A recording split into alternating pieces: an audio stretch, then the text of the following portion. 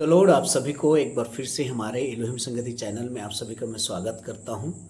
और आज मैं धनी के विषय में एक छोटा संदेश आपके बीच में रखने जा रहा हूं। धनी बाइबल हमें किस प्रकार बनने की सलाह देता है और धनी हमें किन किन बातों में बनना है और धनी किन बातों में हमें नहीं बनना है। आइए हम थोड़ी देर देखें। यदि प्रभु यीशु मसीह के कथन को हम याद करें तो यीशु मसीह ने इस प्रकार कहा था कि स्वर्ग के राज्य में धनी का प्रवेश करना बहुत ही कठिन है, क्योंकि धनी के विषय में एक उदाहरण देकर उन्होंने कहा कि कितना कठिन है धनी का स्वर्ग राज्य में प्रवेश करना। सुई के नाके से ऊंट का गुजर जाना सहज है, लेकिन धनी का स्वर्ग राज्य में या स्वर्ग के दरवाजे में प्रवेश करना कितना ही कठिन है। प्रिय प्रभु के लोगों, इस वचन से हमें ये पता चलता है कि धनी व्यक्ति जो है स्वर्ग के राज्य में प्रवेश करने में बहुत ही कठिनाई है। लेकिन यदि हम धनी के विषय में कुछ और वचनों को पढ़ें तो हम ये जानते हैं कि बहुत सारे धनवान लोग परमेश्वर के राज्य में प्रवेश करे हैं। जक्कई एक धनवान था, सरदार था, प्रवेश किया। निकोदेमुस एक धनी था, सरदार था, प्रवेश किया। एक सरदार अपने पुत्र की चंगाई, अपने नौकर की चंगाई के लिए यीशु के पास आया, प्रवेश किया। हम जानते हैं यूसुफ जो अमरत्याग का रहने वाला था वो धनी था, परमेश्वर के राज्य में प्रवेश किया। कठिन है लेकिन असंभव नहीं। आइए मैं कुछ वचनों के द्वारा आपको समझाने का प्रयास करूं। नीति वचन अध्याय 23 और उसके 4-5 पद को मैं पढ़ रहा हूं। धनी होने के लिए परिश्रम ना करना, अपनी समझ का भरोसा छोड़ना, क्या तू अपनी दृष्टि उस वस्तु पर लगाएगा जो है ही नहीं। वह उकाब पक्षी के समान पंख लगाकर निस्संदेह आकाश की ओर उड़ जाता है। प्रिय प्रभु के लोगों, आप और मैं धनी होना चाहते हैं, लेकिन धनी होने के लिए परिश्रम ना करना, इस प्रकार नीति वचन कहता है। और अपनी समझ का भरोसा छोड़ना। एक और वचन आपके लिए मैं पढ़ने वाला हूं। और उन वस्तुओं पर हमें दृष्टि नहीं लगाना है जो है ही नहीं है, क्योंकि वो उकाब पक्षी के समान उड़ जाएगा और निस्संदेह आकाश की ओर भाग जाएगा। अच्छा, एक और वचन हम नीति वचन 10 अध्याय में पढ़ते हैं और 10 अध्याय और उसके 4 पद पढ़ रहा हूं, ध्यान से सुनिएगा। जो काम में ढिलाई करता है वह निर्धन हो जाता है, परंतु कामकाजी लोग अपने हाथों के द्वारा धनी होते हैं। जो बेटा धूप काल में बटोरता है वह बुद्धि से काम करने वाला है, परंतु जो बेटा कटनी के समय भारी नींद में पड़ा रहता है वह लज्जा का कारण होता है। अब यहाँ पर इस प्रकार लिखा है कि जो काम में ढिलाई करता है वह निर्धन हो जाता है, लेकिन नीति वचन 23 अध्याय और उसके 4 पद में लिखा है धनी होने के लिए परिश्रम ना करना। ये विरोधाभास लगता है वचन दोनों, लेकिन आपको समझ में आएगा ये विरोधाभास नहीं है। नीति वचन 23 अध्याय 4 पद जब वो कहता है कि धनी होने के लिए परिश्रम ना करना, और 10 अध्याय उसका 4 पद कहता है कि जो काम में ढिलाई करता है वह निर्धन हो जाता है, परंतु कामकाजी लोग अपने हाथों के द्वारा धनी होते हैं। उसका मतलब है कई बार हम अपनी समझ, सोच, विचार और योजना को केवल धनी होने के लिए हम लोग प्रयास करते हैं और धन कमाने के लिए ऐसे ऐसे काम कर जाते हैं जो उतावली में हमें नहीं करना चाहिए, क्योंकि इससे भारी नुकसान हो सकता है। मैं आपको एक और वचन नीति वचन में से पढ़कर सुनाऊंगा। नीति वचन 28 अध्याय में इस प्रकार लिखा है, ध्यान से सुनिएगा। नीति वचन 28 अध्याय और उसके 19 पद को पढ़ रहा हूं। जो अपनी भूमि को जोता बोया करता है उसका तो पेट भरता है, परंतु जो निकम्मे लोगों की संगति करता है वह कंगालपन से घिरा रहता है। प्रिय प्रभु के लोगों, आप गरीबी में हैं, उसका कारण है कि आप निकम्मे लोगों की संगति करते हैं।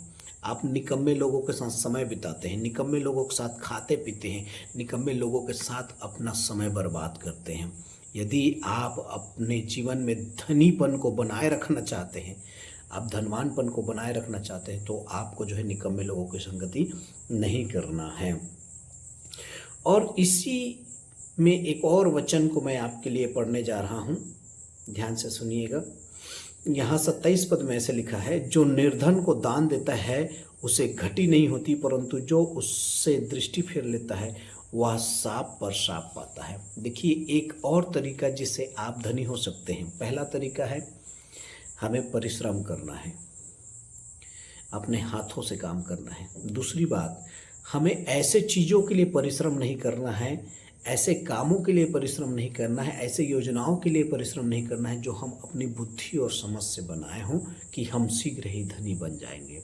शीघ्र धनी बनने का योजना सबसे बड़ा पाप और श्राप है और हमें गरीबी की ओर ले जाता है। लेकिन यदि आप धनी होना चाहते हैं तो आपको अपने हाथों से परिश्रम करना चाहिए, आलसी और नींद को त्याग करना चाहिए।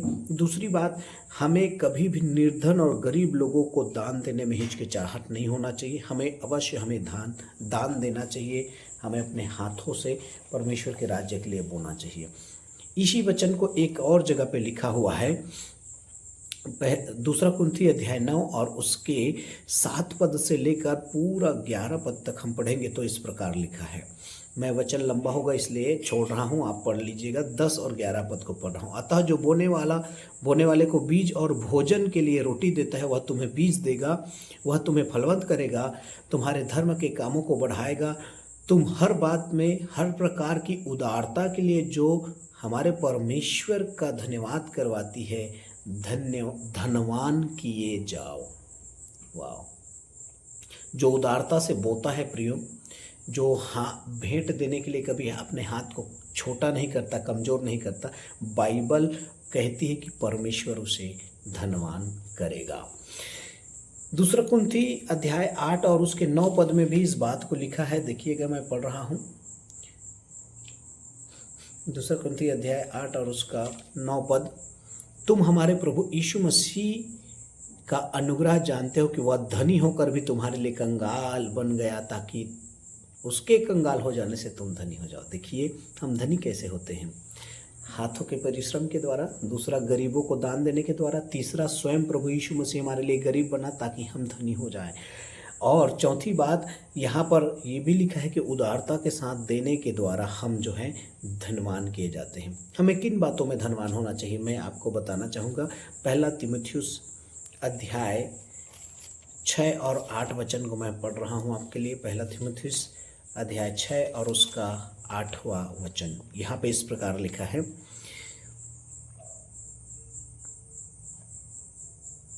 यदि हमारे पास खाने और पहनने को हो तो इन्हीं पर संतोष करना चाहिए। 9 पद, पर जो धनी होना चाहते हैं वे ऐसी परीक्षा और फंदे और बहुत से व्यर्थ हानिकारक लालसाओं में फंसते हैं जो मनुष्य को बिगाड़ देती है और विनाश के समुद्र में डुबा देते हैं। क्योंकि रुपए का लोभ सब बुराइयों की जड़ है, जिसे प्राप्त करने का प्रयास करते बहुत लोग विश्वास से भटक गए हैं। प्रिय प्रभु के लोगों, और नाना प्रकार से अपने आप को दुखों से छलनी कर लिए हैं। हमें बाइबल स्पष्ट कहती है कि हमें धन का लालच नहीं करना चाहिए। धन के लालच में यदि हम पड़ेंगे तो अवश्य हम नाश की ओर जाएंगे।